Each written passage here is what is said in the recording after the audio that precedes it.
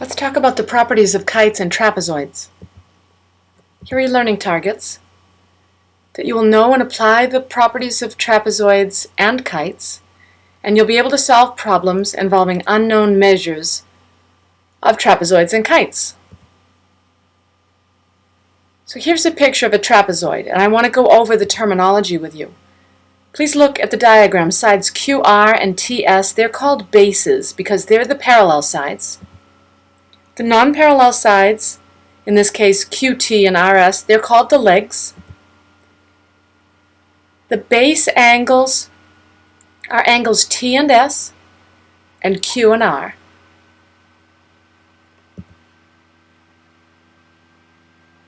And the properties of a trapezoid: the bases are parallel.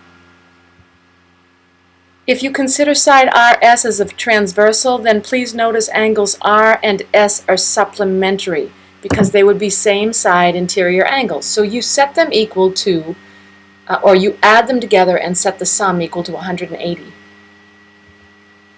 In an isosceles trapezoid, the legs are congruent and the base angles are also congruent. So in an isosceles trapezoid, angle T and S are congruent. Angle Q and R are congruent. This is an important theorem, that the midsegment of a trapezoid is parallel to both bases, and it has a length that's equal to half the sum of the bases. So basically, UV in this case, if you measure that distance, it's the average of QR and TS. So here we're asked to find the length of EF if we know that it is the midsegment. Well, EF is the average of the two bases. And so I like to think of what's the number right in the middle between 15 and 25. That would be 20. But you could certainly use the algorithm or the formula for finding the average. Either way, we'll get 20 as the length of that midsegment. So properties of isosceles trapezoids like this one. Besides VS and TU being congruent, turns out the diagonals will also be congruent. So you will be using this property to solve problems when it involves isosceles trapezoids. Look for this property. So here's a similar example. We have an isosceles trapezoid. We're asked to find the length of CE. We know that AC is 22.3 centimeters, and we know that AE is 8.9. So the distance then from E to C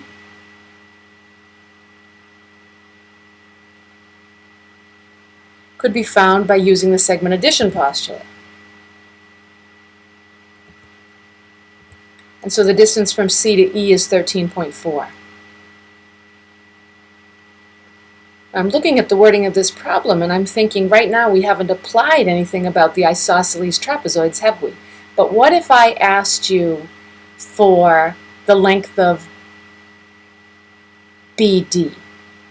Now we're going to apply something about isosceles trapezoids. The length of BD would also be 22.3 centimeters. Okay, now let's move on to kites. Remember the way a kite is described. It's a quadrilateral with two pairs of adjacent and congruent sides. So two sides that touch at a vertex have to be congruent. Turns out the diagonals will be perpendicular. And also, one of the diagonals will be cut in half. And you can tell in this picture, it's FH that will be bisected by the other diagonal. But pay special attention to the fact that these diagonals are going to be perpendicular. So here we're asked to find the lengths of the sides of this kite. None of the side lengths are given, but what I can tell is that using the property that diagonals are perpendicular, I can see a right triangle there. Triangle whose leg lengths are 4 and 5. So I'm going to apply Pythagorean theorem. And I get that side WX is the square root of 41, which is approximately 6.4 units. But WZ is congruent to WX. So WZ is also about 6.4 units. Now let's move on to the lower triangles. I can also apply Pythagorean theorem to find side YZ, and that's the square root of 89, which is about 9.4. So therefore side YX is also about 9.4. And if I asked you to find the perimeter of this kite, you could now do that. All right, now it is your turn. I'll read the problems, but then I want you to put it on pause and try them on your own. So you see there's a trapezoid on the left. It's an isosceles trapezoid. And we're asking you to find the distance from J to M.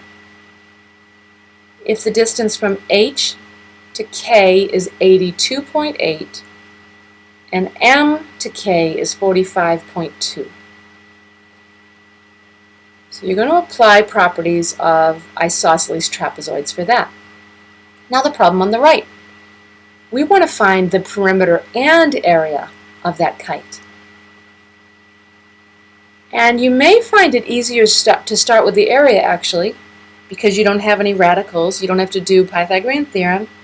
You remember the formula for area of a kite, and then go from there. Okay, put it on pause and give it a try. So the distance from J to M is going to be 37.6 centimeters. I hope you got that. The area of the kite is 175 because it's half of the product of the two diagonals.